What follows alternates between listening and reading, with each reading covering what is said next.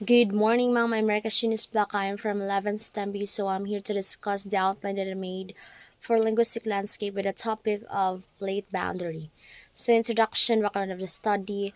Linguistic landscape examine how languages in how used in public spaces, mga signage, advertisements, to understand societal multilingualism and power dynamics. So, the objective of the comparison is to evaluate changes in participants' understanding, interpretation, and analytical abilities regarding plate boundaries. Then, ang thesis statement naho is ang pretest o ang post-test dito masabtan kung nakasabot ba sila about ani nga topic, then kung naabay improvement ang mga paggamit sa linguistic landscape, like pag pilit na mo og kadtong tarpaulin didto sa first floor sa UMS, boundaries sa UMS B ug C. So the overview of pretest results. So gagmay sila kuha, so 4 ang lowest, then 17 ang highest. Then some students ningon sila nga nakalimot naman mi ani nga topic kay last year syempre. So napay uban nga nanundog ra para na i-answer bahala kunog wrong. So sa post test ni improve na kadsud magamay.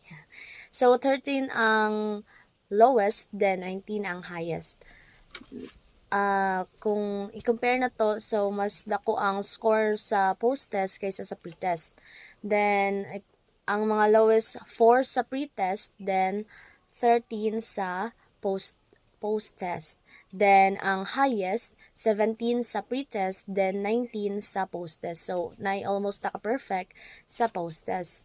So, nag-improve ang ilang knowledge kuno about sa katong linguistic landscape tarpaulin nga gipilit to sa kay nay mga information kuno nga na-retain sa ilang kanang utok nga kanang nga ni di ay, like sa katong geological phenomena, which is daghan sila grong didto kay wa sila kasabot og unsa ba nang convergent, divergent ug transformed. Then unsa pa yung mga kanang geological phenomena ang mabuhat ana og kanang man nga ni sa mga plates.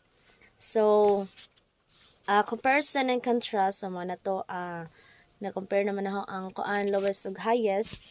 Then next is interpretation of results.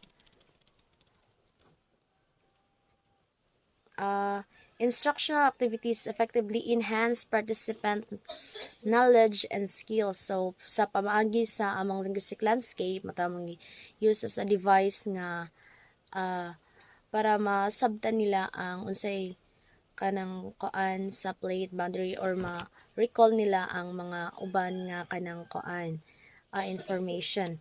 Then, ang conclusion. So, in general, or to sum up, dako og difference ang pre-test from post-test kay 4 as the lowest, then 13 as the lowest sa post-test. So, dako jud og tabang ang linguistic landscape sa ICT-A, may ahong na gi-survey. So, ni-improve ang ilang mga scores, then uban information is na-retain daw nila tungod sa linguistic landscape nga among gipilit didto sa UMS B and the UMS C nga boundary. Haligi. Nara to, ma'am. Thank you.